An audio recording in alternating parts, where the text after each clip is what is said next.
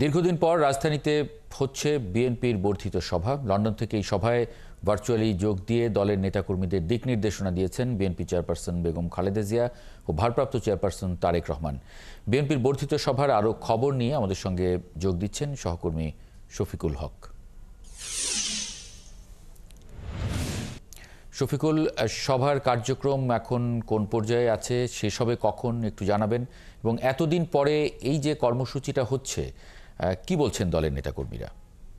সভার কার্যক্রম এখনো চলমান। সকাল 11টা বাজে আজকের এই বর্ধিত সভাটি আনুষ্ঠানিকভাবে শুরু হয় এবং সেই শুরু হওয়ার যেই দুটি অধিবেশনে মূলত ভাগ করা হয়েছিল। প্রথম অধিবেশনে বিএনপি চেয়ারপারসন বেগম খালেদা জিয়া সহ দলের ভারপ্রাপ্ত চেয়ারম্যান জনাব তারেক রহমান তারা নেতাকর্মীদের উদ্দেশ্যে দিক নির্দেশনামূলক বক্তব্য শুরুতে রেখেছেন এবং তার পরবর্তীতে দ্বিতীয় যে অধিবেশনটি শুরু হয়েছে, এই অধিবেশনটি মূলত সারা দেশ থেকে তৃণমূলের যে নেতাকর্মীরা আজকের এই বর্ধিত সভায় যোগ দিয়েছেন তাদের মন্তব্য শুনছেন দলের হাইকমান্ড এবং সেই বক্তব্য শুনছেন। এটি কিন্তু একটি দীর্ঘ প্রক্রিয়ার মধ্যে দিয়ে যাচ্ছে। আমরা দেখতে পাচ্ছি যে সেই দুপুর থেকে শুরু করে এখনো পর্যন্ত আমরা কিছুক্ষণ আগে যে খবর পেয়েছি, এখন জেলা পর্যায়ের যারা নেতৃবৃন্দ যারা এই সভায় যোগ দিয়েছেন তারা তাদের বক্তব্য রাখছেন এবং তাদের বক্তব্যের জবাব দিচ্ছেন দলের ভারপ্রাপ্ত চেয়ারম্যান জনাব তারেক রহমান। আপনাকে একটু পেছনের ছবিতে দেখানোর চেষ্টা করি যে সভায় ঢাকার বাইরে থেকে যারা এসেছেন মূলত তারা শুরুতে বক্তব্যটি রেখেছেন এবং তাদের যেই মূল বক্তব্য যে এতদিনের যে ত্যাগ তিতিক্ষা, তাদের সেই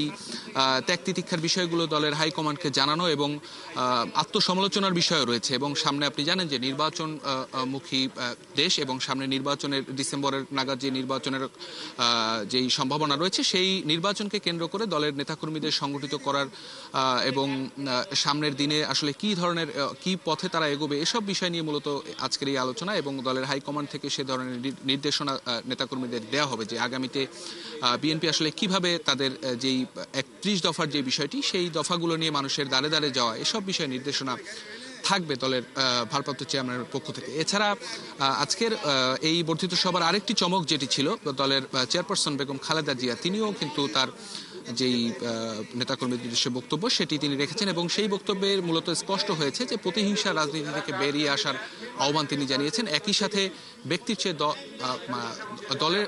চেয়ে দল বড়, দলের চেয়ে দেশ, এরকম একটি মন্তব্য তিনি করেছেন এবং সে লক্ষ্যে নেতাকর্মীদের আসলে দেশের জন্য কাজ করার একটি তাগিদ এই চেয়ারপারসনের বক্তব্যের মধ্যে থেকে এসেছে। আমরা আসলে অপেক্ষা করছি বর্ধিত সভাটি হয়তো, যে খবর এখন পর্যন্ত আমরা পেয়েছি যে রাত 9টা কিংবা 9:30 নাগাদ দলের ভারপ্রাপ্ত চেয়ারম্যান তিনি তার যে সমাপনী বক্তব্য, সেই সমাপনী বক্তব্য রাখবেন এবং সেই বক্তব্যের মধ্যে আসলে আগামী দিনে নির্বাচনকে ঘিরে এবং দেশের যেই চলমান যেই সংকটকাল অতিক্রম করছে, এসব বিষয়ে আসলে নেতাকর্মীরা কিভাবে সামনের দিনে এগুবে সব বিষয়ে তার দিক নির্দেশনা এখানে থাকবে। তো আমরা অপেক্ষা করছি, নেতাকর্মীরা বের হয়ে যাবার সময় হয়তো তাদের সাথে আমরা কথা বলবো কি ধরনের নির্দেশনা। অনেক ধন্যবাদ শফিকুল হক যুক্ত হবার জন্য।